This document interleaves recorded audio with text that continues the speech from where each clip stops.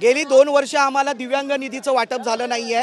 3 तारखेला आम्ही आयुक्त साहेबांना भेटलो, आम्हाला 7 दिवसात निधी वर्ग करतो असं सांगण्यात आलं, परंतु आज 13 तारीख उजडली, निधी वर्ग झाली नाही। आमचा असा आरोप आहे, आमचा निधी लाडक्या बहिणींना वर्ग केलेला आहे, तो तात्काळ पहिले आमचा निधी वर्ग करावा ही आमची प्रमुख मागणी आहे।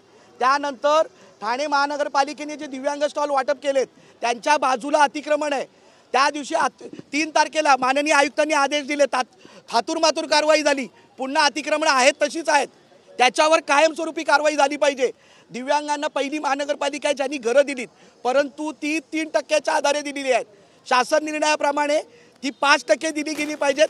जे कोणी वंचित दिव्यांग आहेत ठाणे महानगरपालिका अंतर्गत त्यांना उर्वरित घरं दिली पाहिजेत। या 3 प्रमुख मागण्यांसाठी आम्ही आज इथे आंदोलन करत आहोत।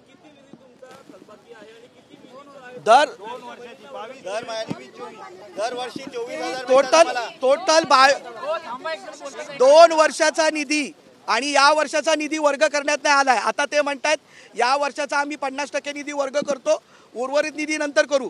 मग मागील 2 वर्षाचा निधी गेला कुठे? कोणी खाल्ला? लाडक्या बहिणींना दिला? म्हणजे तुम्ही आता दिव्यांगांचा निधी, दिव्यांगांचा ज्यांना 2 हात नाहीत, 2 पाय नाहीत, 2 डोळे नाहीत, त्यांचा निधी काढून तुम्ही लाडक्या बहिणींना निधी देणार का? पहिला हे जे आंदोलन आहे आज ते आमचं पालिकेवर आहे, यानंतर आम्ही राज्य निधी पहिले पालिकेनेच आमचा अजून वर्ग केला नाही गेले 2 वर्ष। पालिकेचे अधिकारी भेटले, काय चर्चा झाली, त्यांनी काय शासन दिलं? ती पालिके अधिकारी भेटले, ते म्हणते आता आम्ही तात्काळ सगळा निधी वर्ग झालेला आहे, तो आता तुमच्या खात्यावर यायला सुरुवात होईल असं आश्वासन दिलंय, पण अजूनपर्यंत एकाही दिव्यांगाच्या खात्यावर पैसे आलेले नाहीत।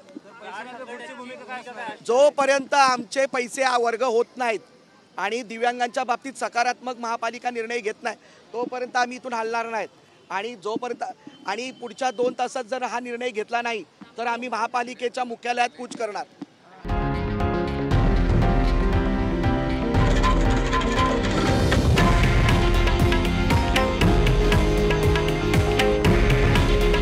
हे आहे देशातील नंबर 1 न्यूज नेटवर्क आणि आपण पाहत आहात TV9 मराठी। काळजी तुमची, हित महाराष्ट्राचं।